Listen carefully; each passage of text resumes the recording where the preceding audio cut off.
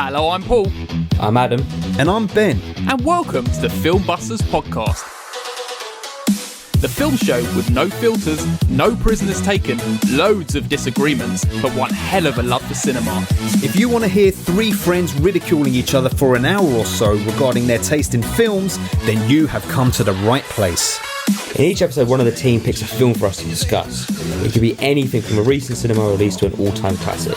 So, strap in and get ready to get mad or get vindicated as we guide you through the murky world of being a film geek. If you like what you hear, you can also find us on Twitter and Instagram using @FilmbustersPod. You can also find each of our individual accounts. I'm at Filmbusters Paul.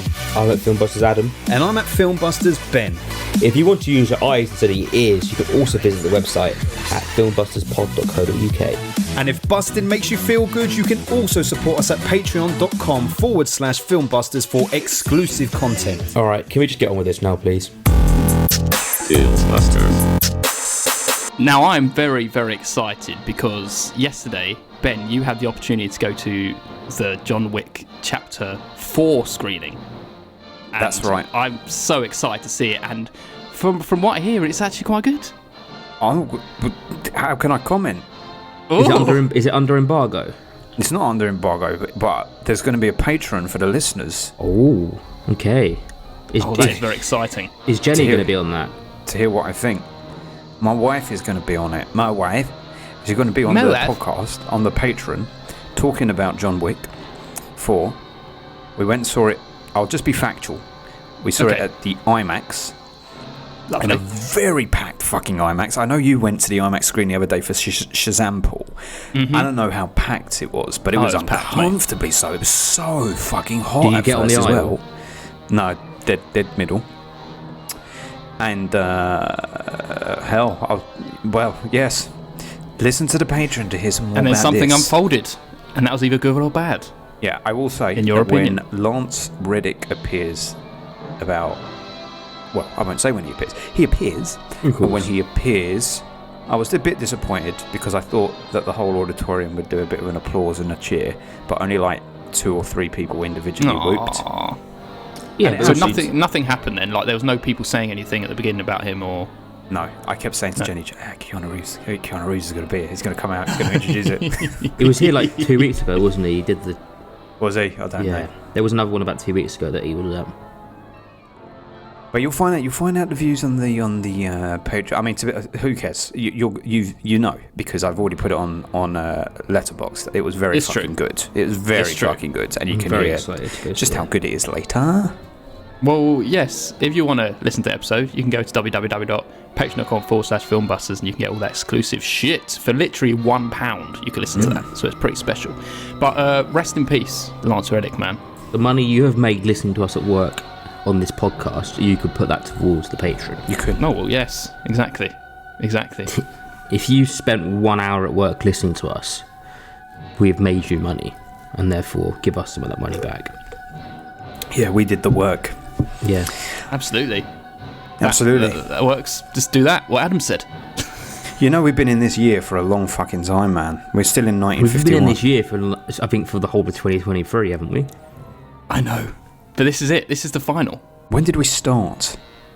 Was it like late Jan?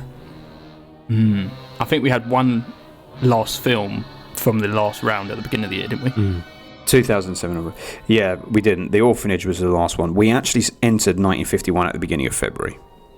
Okay. Right. But it feels longer than. Well, it's been almost 2 months, hasn't it? That is almost 2 months, man. But we've had like 3 interstitial films in there because we've had Ravenous, Blind Fury, and Scream 6. Yes, that's the thing. Yeah. That's why it feels a lot so of features. A lot of features, but 1951 it is. But yes, let's knock the nail on the head and finish 951. Today we're doing The Thing from Another World. It's Adam's pick. Yes. It's all very exciting. But none of us have seen it, right? No, none of us have seen it. Hopefully we've seen it by now, because otherwise this is going to be a very short podcast. Yes. Was I supposed to watch it by now? It's not a watch-along. Not today. I only watched it yesterday. Oh, you're very fresh, boy. 3 weeks to watch it.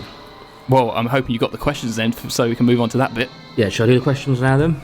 Yeah, let's do it. Oh, it's a question time. You ready for the staple of every episode, Question time. Question time. It's time for the question time. Question time. Ding, ding, ding, ding, ding, ding, ding, ding. Question time. Question time. All right. If you know, you know. If you ready know, for the you know. questions? Well, I want Yeah. the scores first. Well, the scores are: I've got 6, Paul's got 6, Ben's got 3. That's correct. Fuck, I can't even. Ben needs it. Yeah, Ben. I do needs need it. I'm doing terribly this year. You ready? And for those who Yes. don't know, if they get the point, if they get the question right, they get the point. If they get it wrong, I get the point. And That's how it. it You got it works. right for once. I know, Yes. good lad. Are you ready for question number 1? Yes, please. What food is the thing compared to? Carrots? Well done, Ben. Do you know what? I would have got it wrong because I was going to search vegetables. So yeah. I was looking for the nailed more it. of the actual thing that they compared Yes, to. As soon as they yes. started comparing it to food, I was like, I've got to make a question on this because they compare everything to food. And question number 2, how many people does the thing kill? 3. 0. What? It's definitely not 0. He hung people up in the lab. I thought he only killed dogs. Wait. There's got right body count. The thing from another I mean, world. unless it's 3, I didn't actually get a chance to answer. I said 3, and then Adam immediately said 0. Well, I'll make another Actually- question up. Okay, hang on. Wait. You want the facts? Yeah? Yeah, go on. The answer is 1. I would have said 2. Yeah, so 3 people die in the film. 1 is Dr. Carrington. The thing kills him. Does he? No, he was in hospital at the end. He passes out, doesn't he? Yeah, he said that he's in stable condition or something at the end. Well, it says here That's on not this right. website, these are the confirmed deaths on the thing from another world. The seed pods, they were killed by Captain Patrick Henry by burning.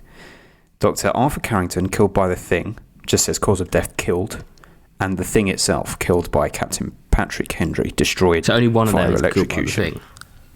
Only one.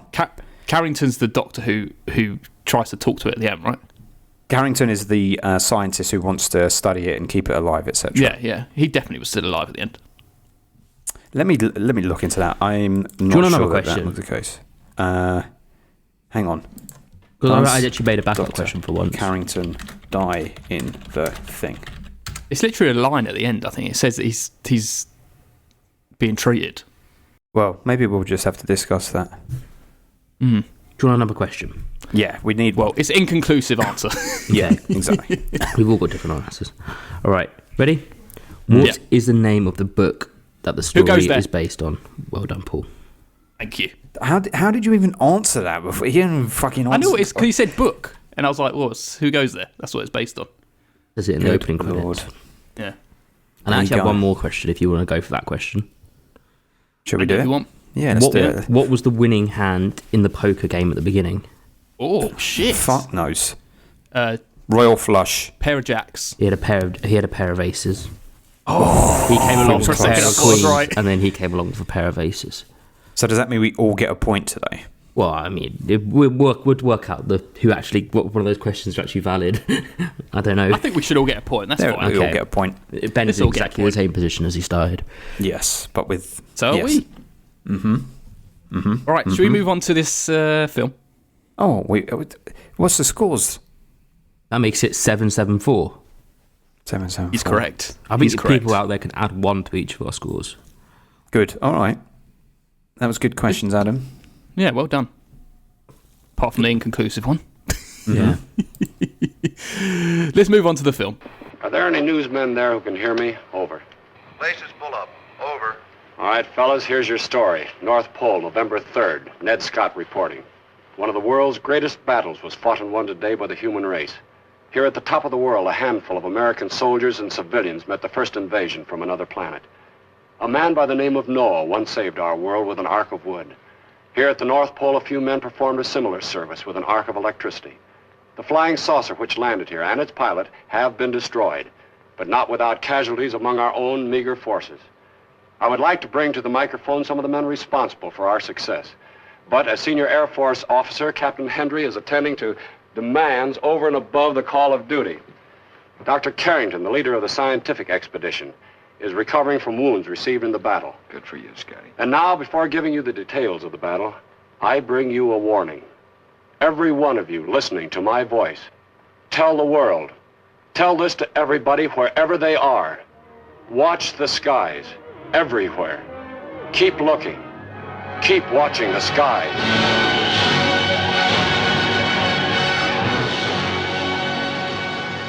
Right, everyone, today we're talking about The Thing from Another World from 1951. It's our last film in the 1951 round, so it's all very exciting. This film is directed by Christian Nyby, and there's been no people from this film we've done before in other episodes, in other films. Interesting. So, Not in any other 1951. Nope, no crossovers. Look at So that means go straight to Adam telling us what the plot was. So this is basically, if you've ever seen The Thing, it's the one they based that on. So yeah, they're in an Arctic base. I think they're in Alaska, and they get sent out to go and investigate a crash landing of an airplane, which turns out to be an alien from Mars or from wherever they decide he's from. And then they get him back, and they want to do some science on this guy, but then the thing the thing gets alive, and he goes around killing everybody. That was Jesse Pinkman's plot of the film. Yeah. Did some science. Yeah, did some science. Bitch. Like it's a magic. Did some science on them. Fantastic. Ben, you got anything on this film? Well, I would have if I didn't have a terrible technological disaster this morning, which meant I didn't have the time to knock up some stuff. So perhaps I'll just wing it and say It's been remade twice. yes, it's the first cinematic adaptation of the book, as Paul correctly guessed there, of Who Goes There, written by John W. Campbell, directed by Christian Nyby, but a lot of people think that Howard Hawks might have actually directed it, and half of the cast say that Howard Hawks directed it, half the cast say Christian Nyby directed it. Released by RKO Studios, and was one of the first films that wasn't a B movie to deal with science fiction and horror as a blending of genres. Interesting. Yes. I'm Wonderful. sorry I don't have more. We'll talk about the film and we'll come up with facts Yes, of as course. we We're all, us and the listeners are very sympathetic about your technological issues, so go. Thanks. don't have to worry about it. You're lucky you've even got a podcast today, guys. Yes, exactly. You might have had to wait 2 weeks for this. It's very debilitating when you just lose internet.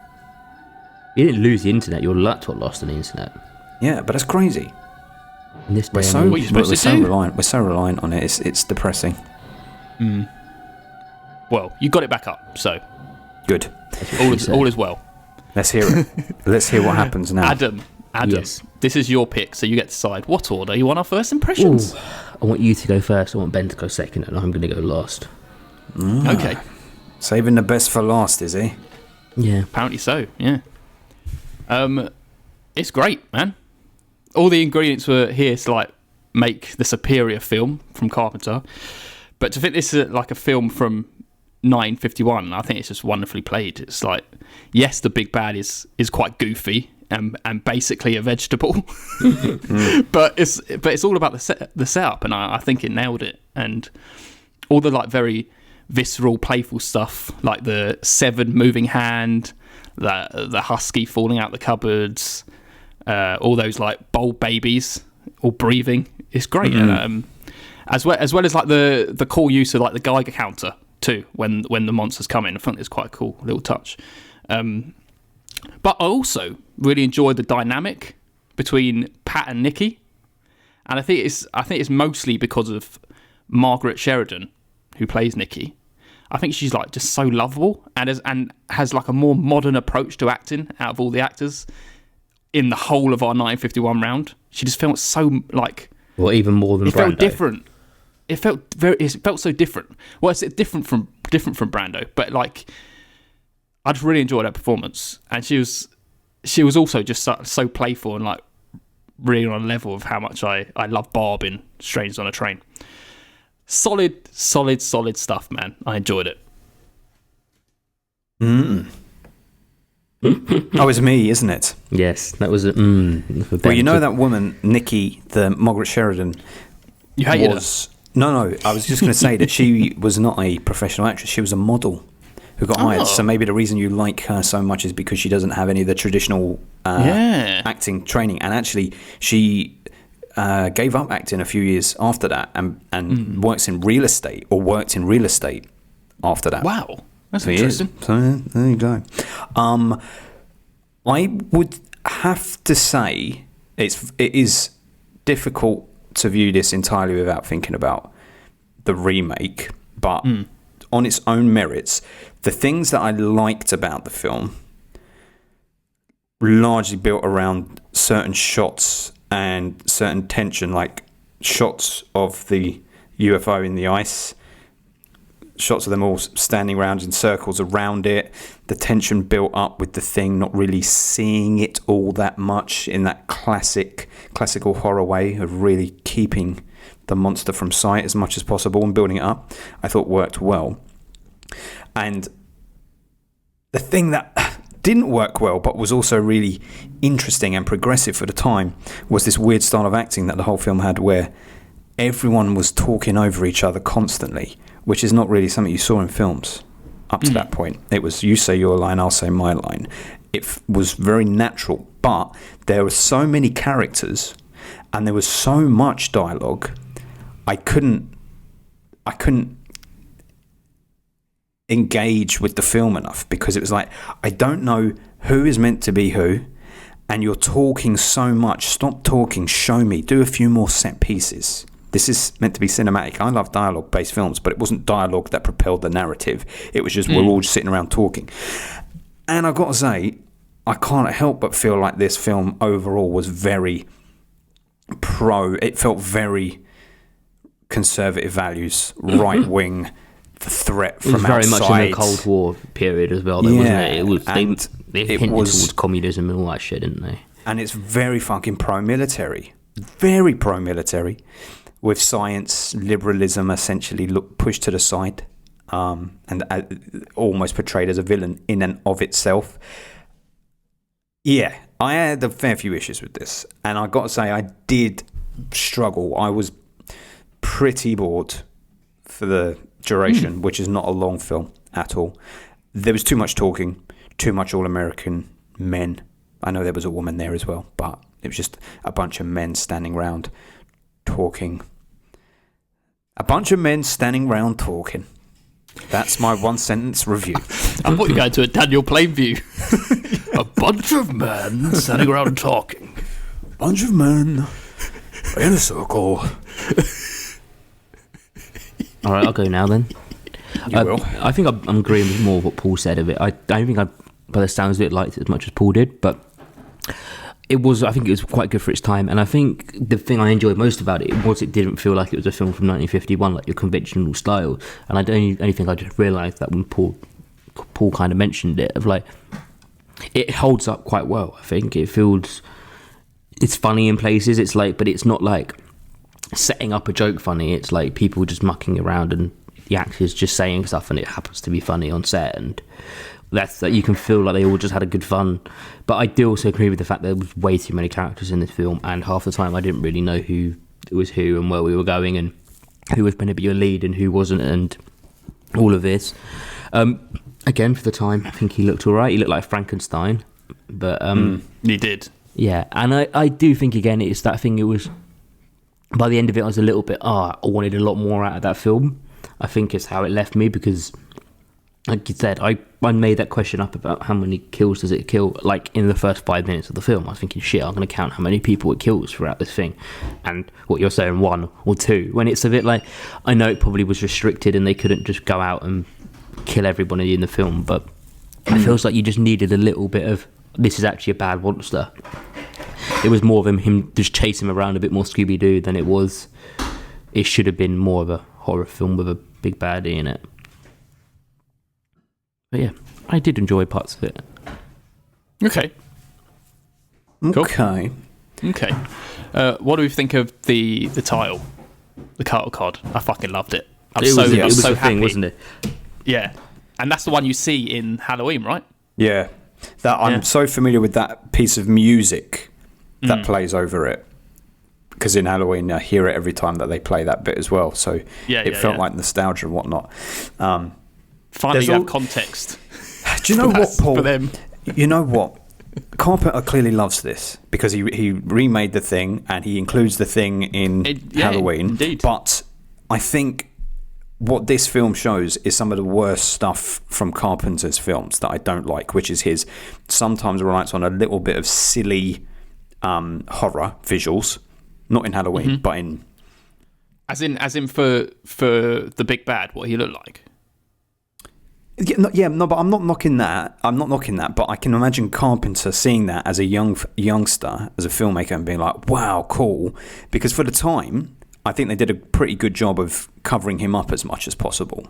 So you weren't seeing him too much. But I think Carpenter latches onto that and shows it too much in things like They Live, and even to an extent in things like Big Trouble in Little China. Whatever he does, where he sometimes just makes his ugly creatures a little too on the nose and a bit too B-movie style. But also, Carpenter has this thing where he has lots of people around in certain films, like here, where you have all the military all together, all lads all together, spending too much time on things that aren't particularly interesting. That is something that Carpenter has taken from this style of filmmaking as well, and put to use in some of his worst films. He does very good films, Carpenter, but he also does Ghosts of Mars. And yeah, I think he was influenced a little too much. That's interesting. I'm well up for the close-ups of the monsters he creates. I wouldn't want to see the monster up close here though. But in Carpenter's films, because it's in the Carpenter film, but in Carpenter's films, I love seeing the stuff up close, and especially The Thing. Like, that is fucking wonderful shit. That makes sense. In The Thing, it works. But like Halloween, he restrains it. You don't want him to show it anymore. Of course, but I think it's all dependent what is being shown on screen, really, isn't it? It's like, if it's a very visceral thing like The Thing, you want to see it up close and it's all this gruesome detail, and They Live as well. You want to see these weird looking beings that are beneath the surface of all humans. But I agree with you about all the other people in the base, because there were so many people. You only really get to grips with 3 or 4 people. So you have Pat, Nikki, the main doctor, and then one of the underlings of Pat. I kind of recognise that he was, that was his position. Other than that, it's like everyone's just kind of melds in with each other. You don't really know who's on who's kind of team or whatever. Yeah.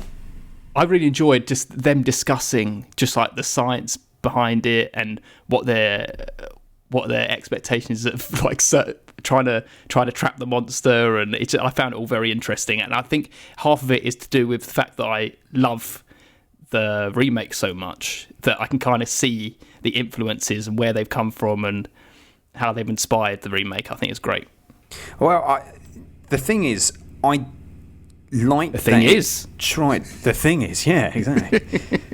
I like that it put those conversational pieces in the film to talk about the evolution of science and how these things, it's prophetic in a way. It's The Last of Us is doing it to a worldwide audience right now on television every fucking week. This did it in film. Well, it's finished now. Well, yeah, I know, but you know what I mean. 70 years earlier, it was telling this tale. For me, I think it's too dated though, because I think back then maybe it was effectual. It's just too much dialogue. It was too much dialogue. It felt, you could say, so Sunny-ish, isn't it? Where they're all just chaos. Everyone's running from room to room. Yeah. Just like, what's going on in here? What's going on in here? What's going on in here? When I rewatched Carpenter's The Thing a couple of years ago, I brought it down a little bit, mainly because of the same sort of things. It was a little too much talking about nothing, and I didn't recall that being so much a thing in Carpenter's film until I rewatched it, and it was like there's just a little too much talking and not enough set pieces. There's too much nothingness, not like wasted time. But by comparison, it's a fucking masterpiece, because this was a real slog and a chore. I appreciated that the kind of viewpoint that it was presenting and putting out there, which wasn't heard before, but also I think there is a lot of insidious nature there, because you can't read what they were talking about here without putting like a political read on all of it because it's so fucking obvious, man. It's very conservative, and that didn't get in my way of the enjoyment. I wasn't like, oh, this is conservative. Of course it was. It's fucking Hollywood back then. But so much of the read on it is trust the military, don't trust science. These fucking scientists are the ones who created the atomic bomb.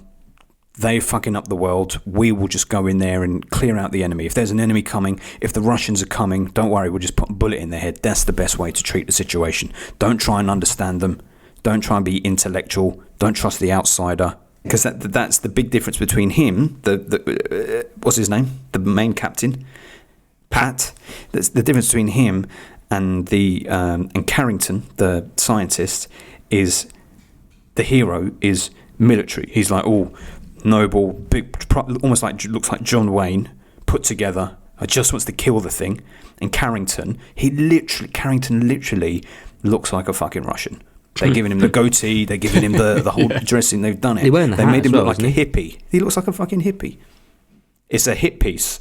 It's a hit piece from conservative Republican America on liberalism. Generally, is how I view it in that, which I don't view, and it is not the read in Carpenter's The Thing. Carpenter's version of The Thing is much more compelling because you have the thing moving between people. Who can you trust? Paranoia, yes, but it's about who can you trust. It just takes it to another level, I think, and that's what I was waiting for. I wanted to see if they did anything along those lines, but they just didn't do it. I think it was kind of good. The best thing about it was the fact that they probably didn't show the thing as much, and I read that it was because they were worried that the makeup would look bad, so they had to hide it, and that actually added to everything going on. Mm-hmm. But yeah, you just need a little bit of another. It's very Scooby-Doo. Scooby-Doo. I know what you mean by that. Yeah. Well, it's the fucking remake's a masterpiece, so it's not going to be beaten. But I know what you mean about. What about the remake of the remake? That's what makes John Carpenter's The Thing so great. While they're having these conversations, and they're just talking in rooms, but there's something bubbling underneath because you know that any one of them could be like this fucking thing. Yeah, it could be hidden in plain sight. So there's this threat, this laced with every kind of conversation they're having, and there's suspicions constantly.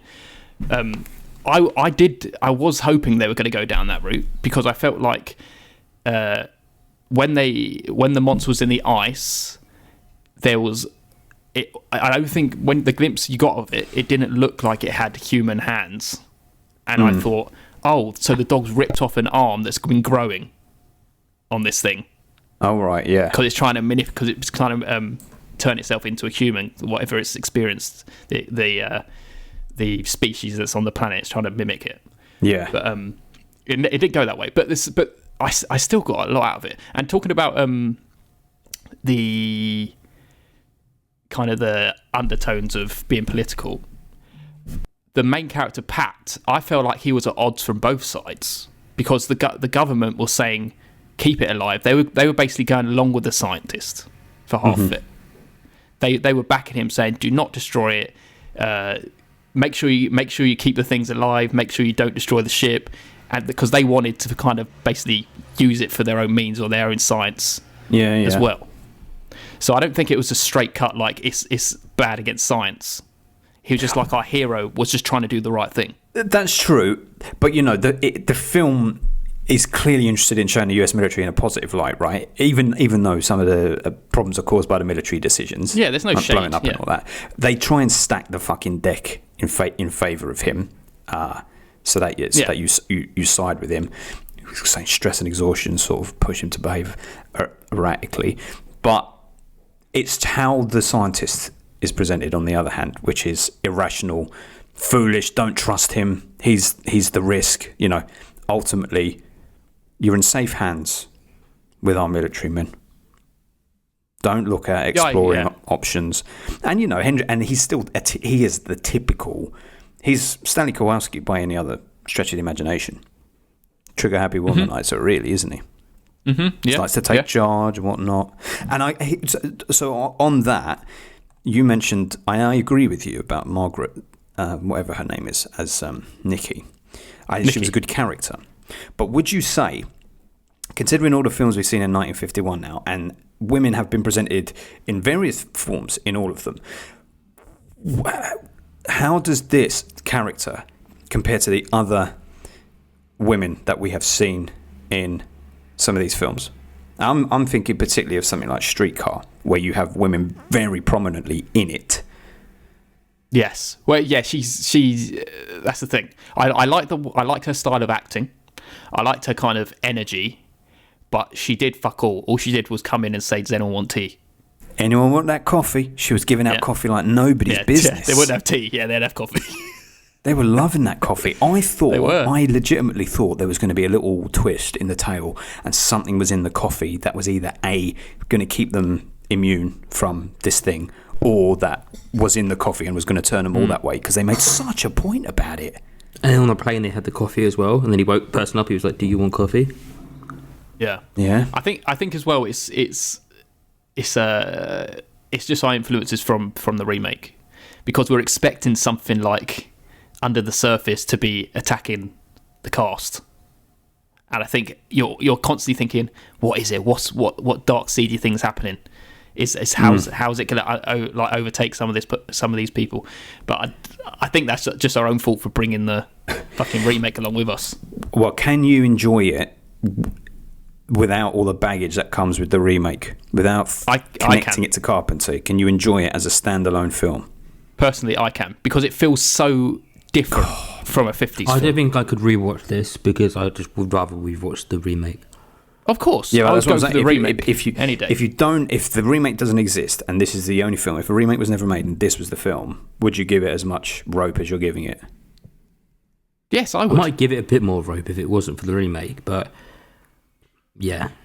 So Adam's going to give it more if the remake didn't even exist. Nah. I think that's it, isn't it? You're comparing it to the remake, so you're either going to find negatives in it because it's not as good as the remake, or if you don't like it, then you just go, you're like, well. But there's also a flip to it, which is that you already said it, Adam. You compared it to Frankenstein. Frankenstein came out a couple decades before this did, and deals with some similar subject matter. Don't trust science, don't meddle with natural order and whatnot. However, the character of Frankenstein and what Frankenstein represents was so complex and layered, this film was made 20 years later, and it doesn't have the complexity in the story it's telling, nor does it have a genuinely compelling story that you're watching throughout. Through Frankenstein, short movie, you're with it the whole time. That's 10 out of 10 fucking film, mate.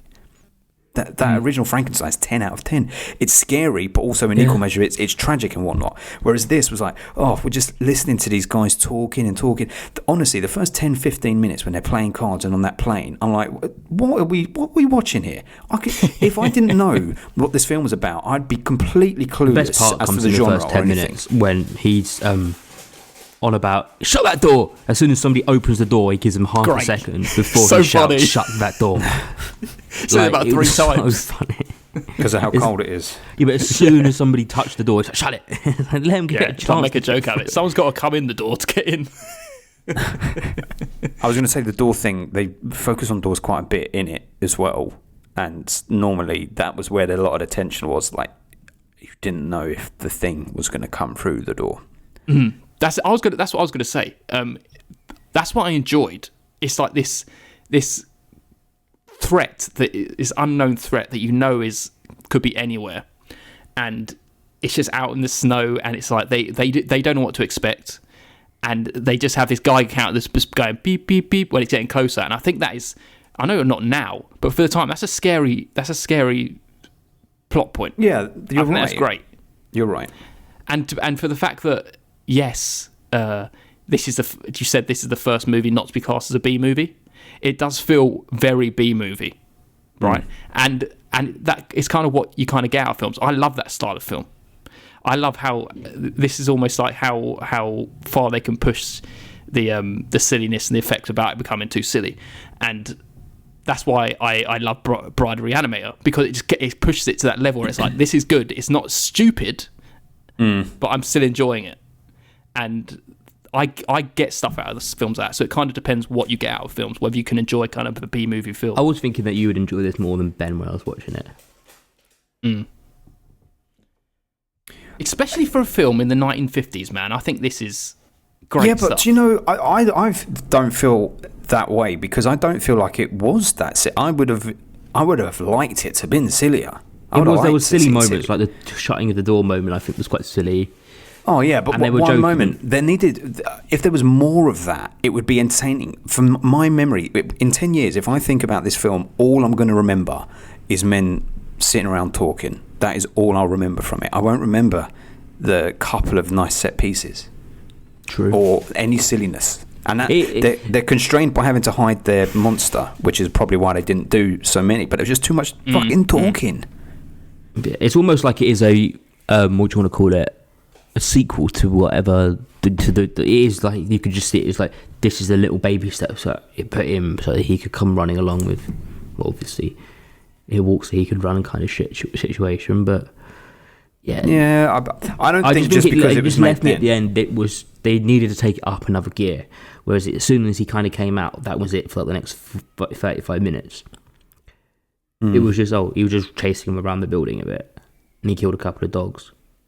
I still enjoyed the goofiness of it, man. It's this weird looking Frankenstein thing, and they're literally calling it a carrot. It's a carrot. It's a vegetable man, and it's like, what is this? Yeah, like a carrot. He's like, yes, exactly like a carrot. Some of those lines were just stupid as well, though, because they're like, he views us. I don't think it views us anything in a way differently than we would view a field of cabbages. Like, what sort of line? What sort of nonsense is that? What sort of line is that? That's great. Food for it. Like, I don't think of a row of cabbages in my entire life. Yeah. Well, you will now, and then when you do, you'll think of this film. I'm just thinking of what part Nikki had to play. Her big moment in the film was saying how this is how you cook vegetables. You steam them, you boil them. Yeah, like, well, she got. That's a female's That's a female's view in those times. Also, she's on the poster as well, isn't she? Yeah, biggest face. See, the interesting thing about her character, as a wider discussion about the films we've done in 1951, is that although she isn't given a lot of prominence and a lot of agency, it's probably the only film that we've watched in 1951 where her being a woman, for the most part, doesn't matter.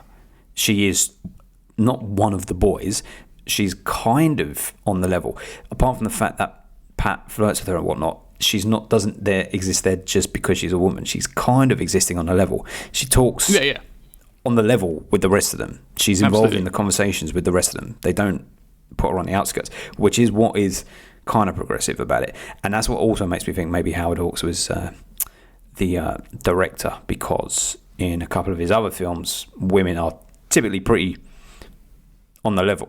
I don't want to say strong, but they are on the level with the main characters. I'm thinking of Scarface, the original Scarface particularly. The women in that are they're evenly matched for Tony. Yeah. And that was even earlier than this. I think, you're definitely right.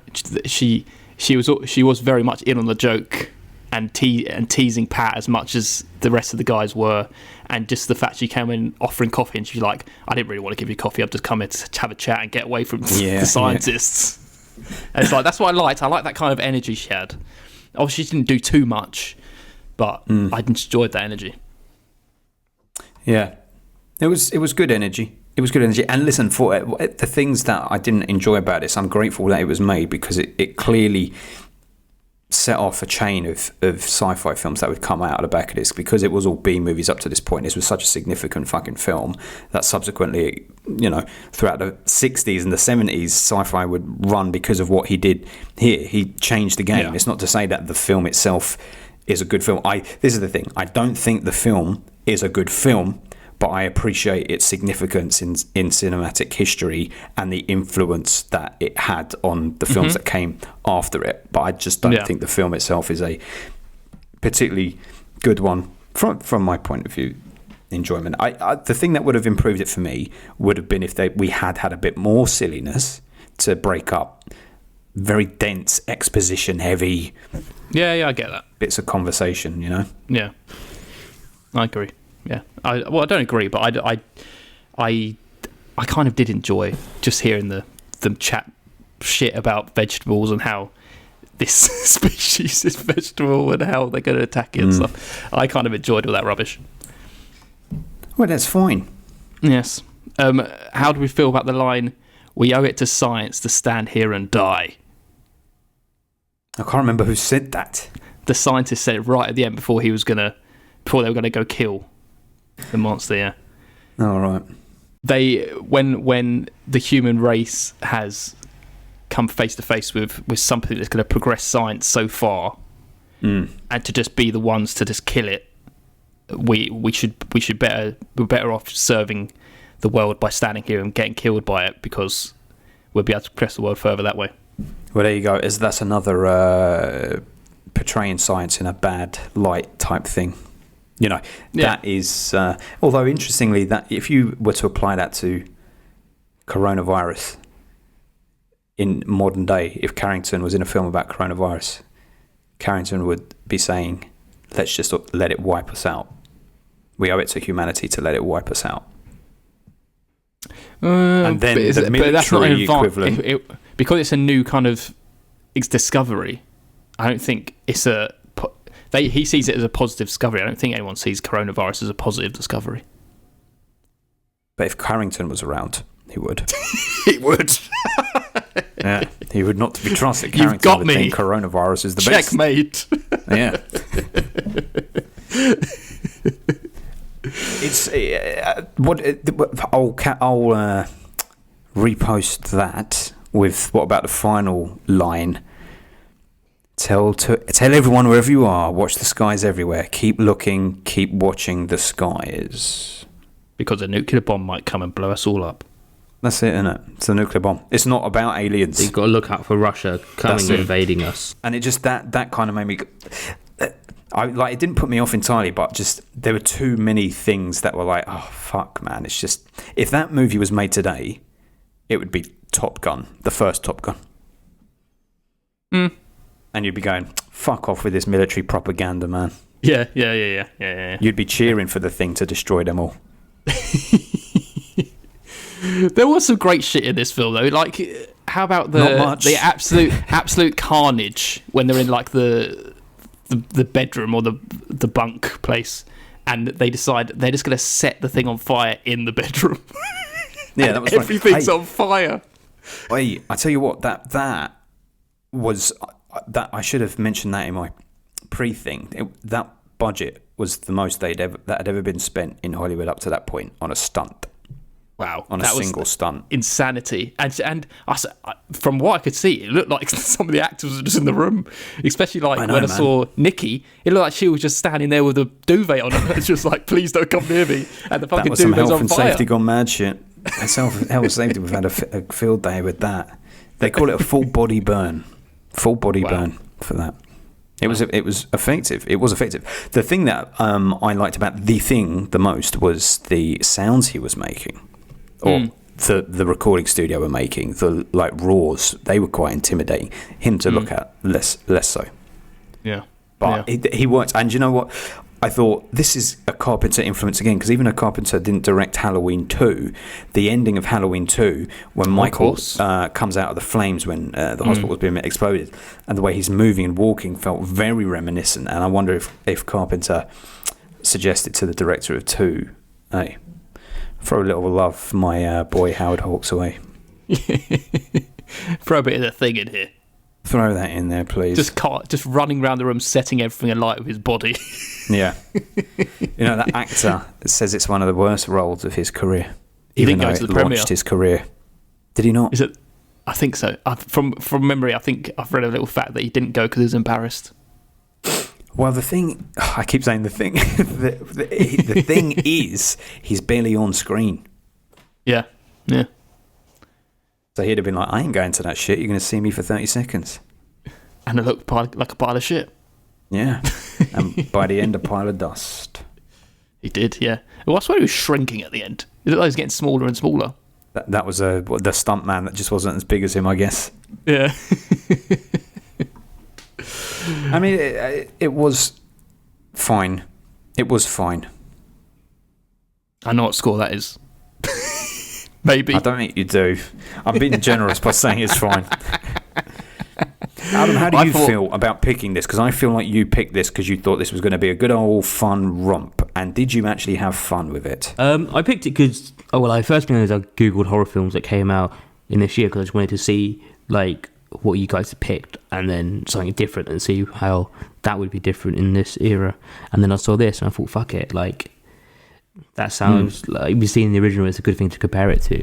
I didn't think it was going to be. It didn't even class The Thing as a fun horror film. It's not. It's a very serious bloodbath of. It's not a fun horror film, is it? So I wasn't expecting it to be like that. It's fun as fuck, mate. I just wanted to see. I just thought there would be a bit more killing and stuff in it. I thought there would be a bit more threat. Because after a while, none of them really die. And you're like, none of these guys are going to die, are they? That is true. It certainly didn't have the body count or the great ending that the remake has. Absolutely not.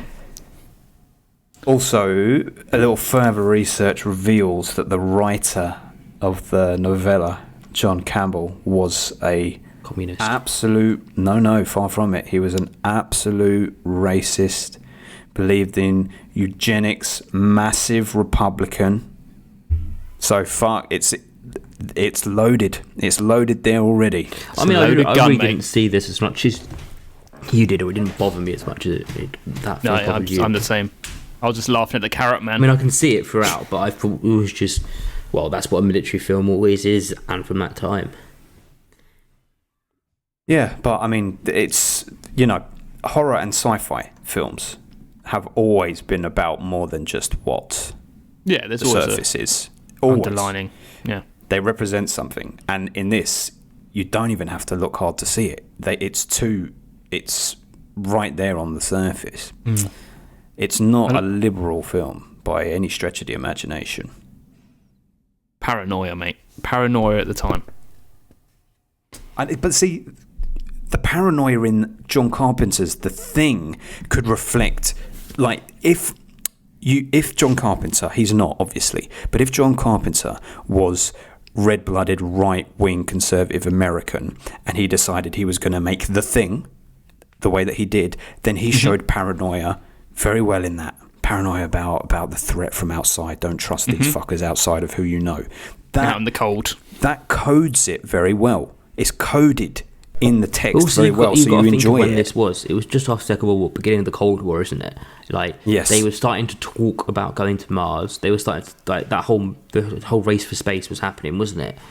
Like, so people in the times that they'd be talking about people from Mars and like the threat that it's going to bring from outside, and there probably was people who were scared of all going to space, and what if you bring back a disease? Like, I think it's leaning on that more than it's leaning on anything.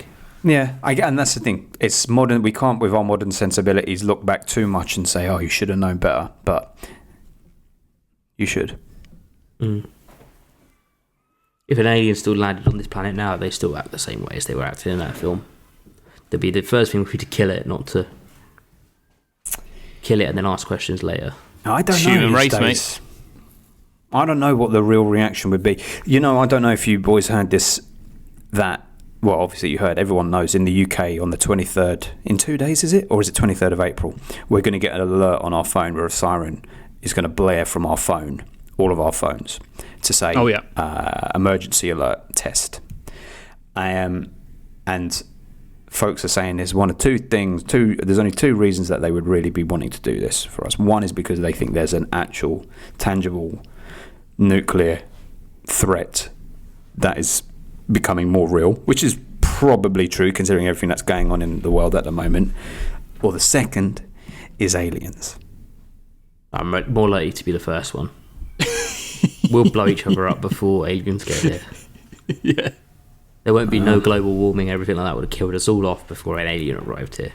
We will blow ourselves. And then aliens will come and repopulate the world. We would blow ourselves up trying to blow up the aliens. That's what would happen. And they'll find the Filmbusters podcast and they'll think it's the greatest thing in history. And they'll be the most popular people ever. They'll think two of you are the greatest thing. Until they listen to this podcast here and they realise we're actually onto them, and then they'll destroy us. Now he's going down the conspiracy route. Yeah.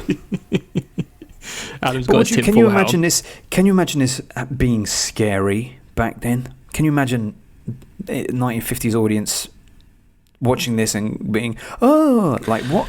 Well, some I mean, people- I reckon there it was probably scary. is. They're probably more scared by the idea of it than the actual creature. I think that's what used to scare people. Like The Exorcist scared people because it was the idea of going against religion, wasn't it? That's what made people shit themselves.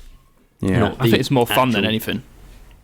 I say I really just didn't have fun with it, and not in a cantankerous way. Like, Ace Ventura is not funny. Ace Ventura is funny, but Yeah, no. But what I'm saying is, it's not me saying it. I didn't find it funny, as in, Ace Ventura is not for me. That's stupid humor. That's not what I'm saying. I'm saying I didn't. It just seemed too. I didn't see the funniness in it. That you think it's too straight. I did think it was Way too too straight. straight. I needed a bit of silliness in there to give it something, to make it because all I take from it, from being so straight, is okay, this is a bunch of people that were real worried about America getting fucked up, so don't trust anyone who's anti-American. It was pro-military, pro-America, and it didn't hide its intentions enough for me. That's fair. I can see where you're coming from. But I think It's all the very- film, I mean, like the Stranger the Train was about a pro-American tennis player. Like, look how great we are at these. Streetcar Named Desire was all about pro-American men, isn't it? Like working class men. It certainly wasn't. That was about class rather than about America. We talked about that. It's more about a man in America. Yeah, but it wasn't presenting Stanley Kowalski as a hero. He was the villain of the piece. He was You know what? disgusting do you know man. what? He was, exactly. Back in the day, they probably would have loved it. Funnily enough, I just checked this on Letterboxd because it was the only comparison that I could actually think in my mind about something that might have been around. Made the same year as this was The Day the Earth Stood Still. Now that is a much more progressive, forward-looking piece of sci-fi about the future of agree. the world. I mean, it's more sci-fi than horror for sure, but it was that was a very complex, good, That's enjoyable tackling some film. serious subjects in that film. Very much so. And this one is a bit more, if you understand that sound that I made. Yes, like a clicker from Last of Us. It's a monstrous piece of work. It Is that is. what you're saying? It was a monstrous piece of work. But the real monster was man. It always is, mate. It always fucking is.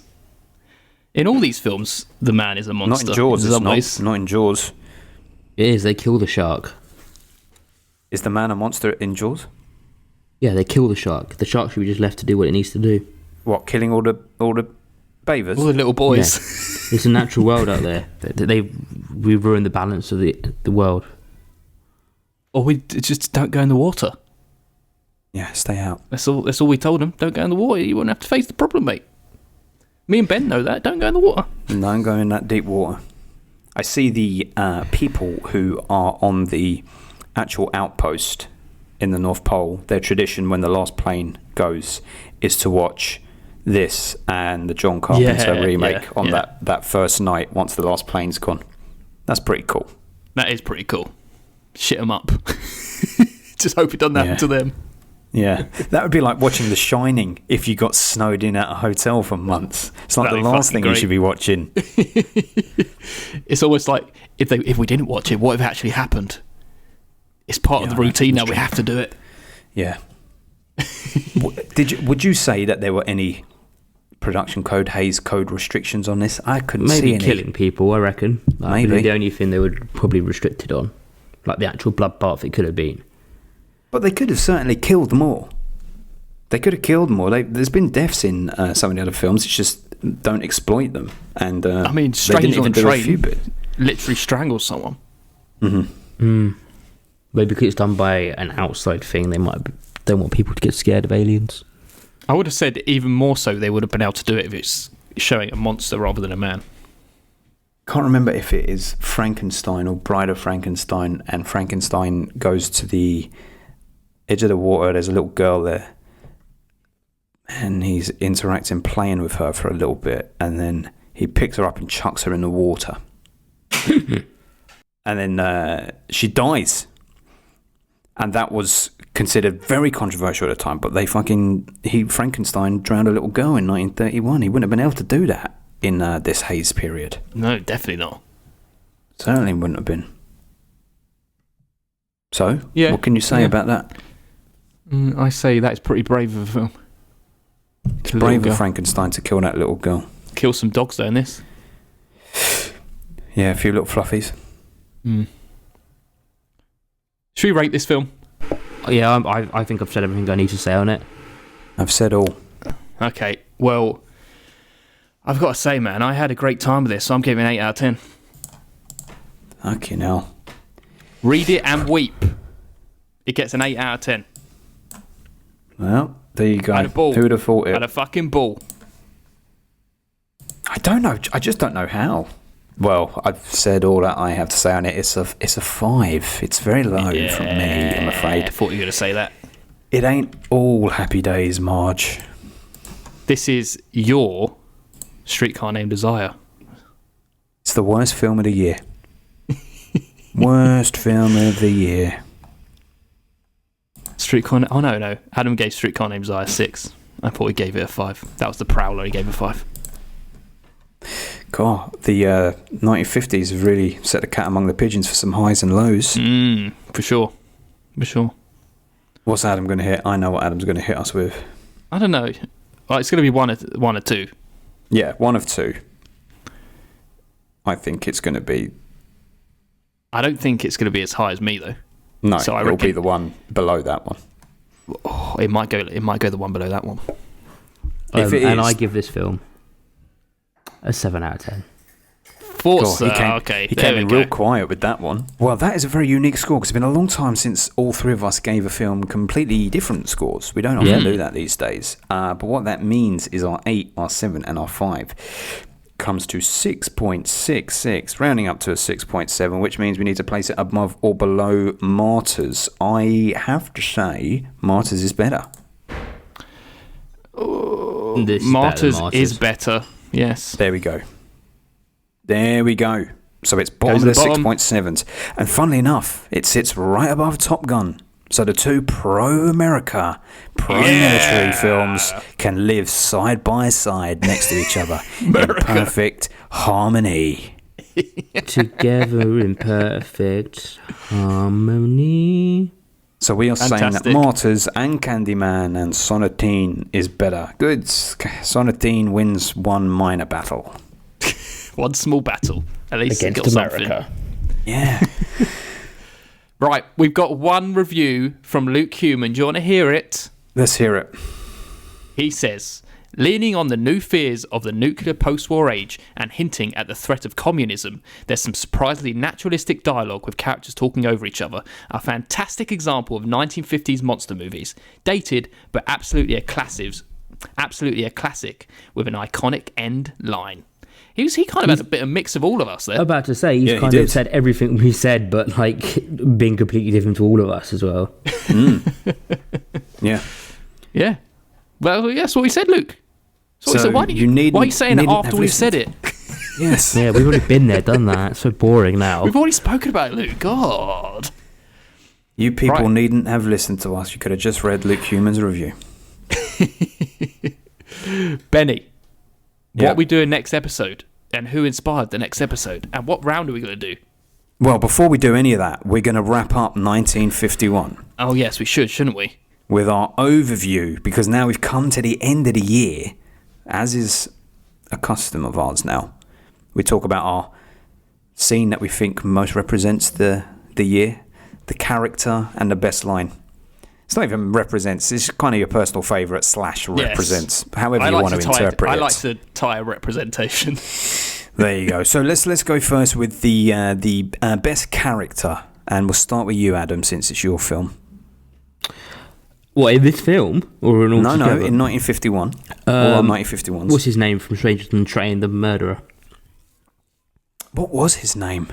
I can't remember back that far. Bruno. That's it, yeah. Bruno was great. God, yeah, he was good. He was good. Feels like a long time since we spoke about him.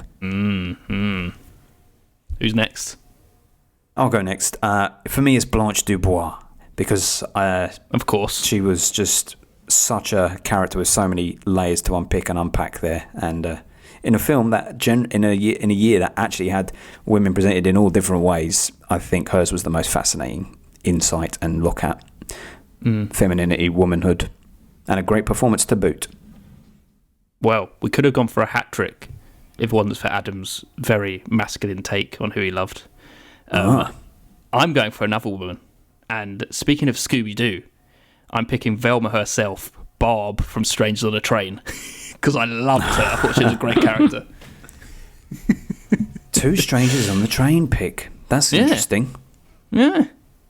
That's I've got to say, it is the best film from 1951 for me. Really? Yeah, same Yes. here. I mean, so I gave it an 8. I gave everything else like 6s and 7s. Obviously, we know what your one is, Benny. Yeah. Well, Streetcar. okay. So best scene of the year, or most representative scene. I'll go first with this one because it carries on, piggybacks from what you just said, Paul. It's the entire fairground sequence in Strangers on a Train. I said the same. Look at that. Is Adam going to make it a hat Shall I trick? tell you why I I'll make it a tie hat it? Shall I tell trick. you? Okay, there's a hat trick. Shall I tell you why I tie it as well into the whole year or the whole round? Yeah. Because it feels like this is the furthest someone could have gone with testing the limits of the Hays Code. Like having that's the very true. someone being murdered. It's all like the flirtation between It's also the quickest merry-go-round Them two. of all time. Oh, you're going for that scene. I'm going yeah, for the one shit, where I'm she going- gets murdered. Oh, sorry, I was going for the one at the end. Oh, look Okay. at Adam. He needs the explosive, exploding You carousel. like the man crawling underneath. Yeah, he Yeah. almost died.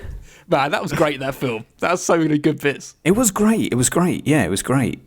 It was the second best film of the year. Fantastic. And the best quote. Best quote. Who goes I don't first know on that this one. one? Paul. I'll go first then. Stella. I'll be seeing you, Susan.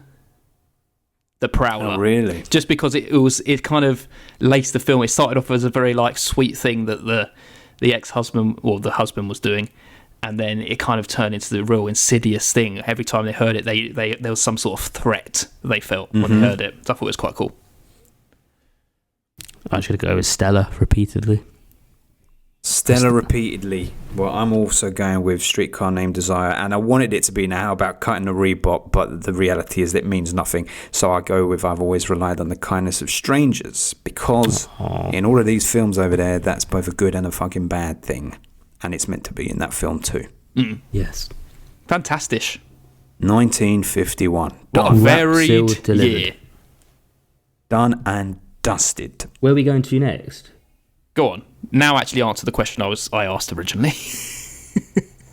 So now we are going to leap 20 years into the future, folks. We're going to leave the Hays Code behind. It's gone. It's abolished by this point. We're in the early 70s. 1971 is where we are going. And kicking proceedings off is Jamie Russell, our dear lovely patron, who has picked a film for us, which he's also previously sent to another podcast.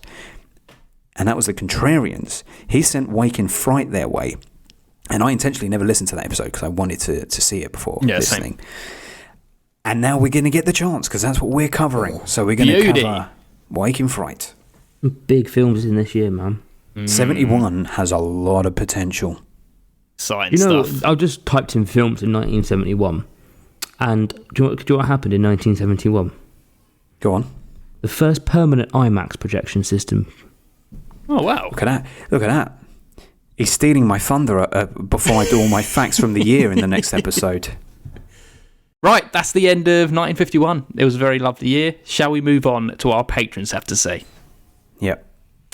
You can become a patron at www.patreon.com/filmbusters and get exclusive content, and you become part of the family. You become part of the family just like Francis Cibarini.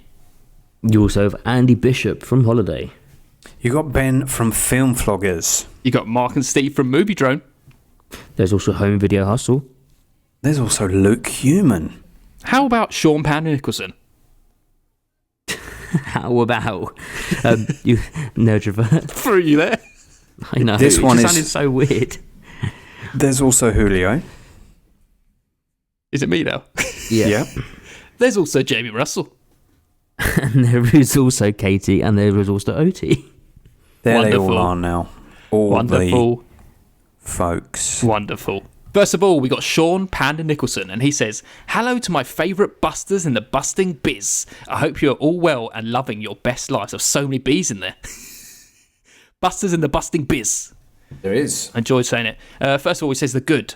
I'm actually surprised to say it's Cocaine Bear. Don't get me wrong, it's not reinventing the wheel or anything, but I had fun with what it was. It's a bit of a mess and has a bit too many characters with random stories going on, but you can't really go wrong with a 90-minute Bear Gone Wild flick, in my opinion. There was one sequence in particular featuring some EMTs and Depeche Mode I just can't get enough that I really, really enjoyed. It's an 8 out of 10 for me. Let's leave it there. Are you interested in Cocaine Bear? I am interested. I am by interested, It. but I won't it probably also go to cinema to see it. I'll just wait for. the thing I don't like about the big hype it's getting is it kind of the concept is just like Velocipasta, right? But Velocipasta made on a shoestring budget, very entertaining if you get the chance to watch it, right? If you enjoy Cocaine Bear, I am guessing that you are going to be of the same disposition, but they've just decided that Cocaine Bear should get shitloads of money and loads of promotion. And then everyone will go and see it. And it feels unfair to those other filmmakers who might like to get that money to tell their fucking stories, but people are like, no, that can go to the B movie. Politics of film, isn't it? It's like with everything. If you've got the right sponsors behind you, the right people want to back you, you're good. And the I'm fact going to it's give it linked to 7 out of 10. and the fact it's linked to a quote unquote true story, I think it kind of adds a little bit of weight to, I want to see what this bear did, even though it died immediately. Yeah, of course it will have. Anyway, he says the bad. My wife made me watch Kazam with Shaquille O'Neal. As she's some lovely memories of watching it as a kid. We watched it, we hated it, our kids hated it. It's just no good. If Shaq is the best thing about your movie, then it isn't a good movie. 2 out of 10. Anyway, Sorry, what was the name of that film? Kazam. He plays like a genie Fucking or hell, something. I've seen that so long ago. Yeah, he's like a I genie remember or him something, walking, right? He was walking down the street dressed like a genie and he tried hiding behind a lamppost. And I remember thinking, God, this is shit even then. And lastly, Shauna says, anyway, keep on busting and making the film watching world a much better place. You're awesome. We love you too, Sean. You're the best. Thank you, Sean. You're the best thing that's ever happened You even Bless got a little your- serenade. Look, to me today. rubbish singing. Nice. Thank you. And next up we have Jamie, who's bringing us the next film. And he says, I would highly recommend giving The Quiet Girl a watch. It's a lyrical, beautiful little Irish film that deserves all the praise it can get. If you don't emote by the ending, then perhaps you'll need to get checked out for a beating pulse. It's only 90 minutes of your time, so it's hardly a commitment as well. Not really watched anything terrible, however... Oh, this is another point, sorry. Not really watched anything terrible, however, I did rewatch the original Superman with my daughter, and I must admit it didn't hit the high notes that I was expecting from my childhood viewings. The only thing I can remember about the original Superman is him literally flying around the earth to turn back time. Yep, same. That's all I remember. I need to really watch it as a big fan of DC, but I need to get to a place when I want to watch it. I remember don't think it's going to hold up. Thingy's wig gets pulled off, Gene Hackman's wig, but maybe that was in the second one. Yeah. When he's talking about being Lex Luthor. Yeah. He's a baldy. He's a baldy. The Quiet Girl is on my watch list. Oh, is it? Very recently added. I assume that must be because it's was in Oscar contention or something like that. I never even heard of it. Well, it is available to watch for free. Oh, no. If you've got BFI player. I do not. No. But I will add it to my list anyway. And she's running just like the worst person in the world was running on the poster. She is. Maybe she grows up to her. Maybe it's a prequel. Oh, imagine. She's only got Maybe. little pitter-patter feet, so she's just making a noise when she's running. That's possible. Anyway, that's what everyone's been watching. Yep. Yeah. Thank you, everyone. That's what the patron's been doing and what you could be doing if you become a patron. So, Yeah. I mean, not that you can, that's the only way you can watch films if you become a patron. But The only time we'll listen to them. yes, it's the only time Listen we to you care tell us about what about. you're watching. I mean, Correct. right, everyone, that's the end of the episode. That's the end of the episode. And I've been meaning to end the last 2 episodes by saying this, so I'm going to say it now. Please. Fuck the Tories. Fuck the Tories. Fuck the Tories. Agreed sentiment. Okay. Just leave it with that. Deals Busters.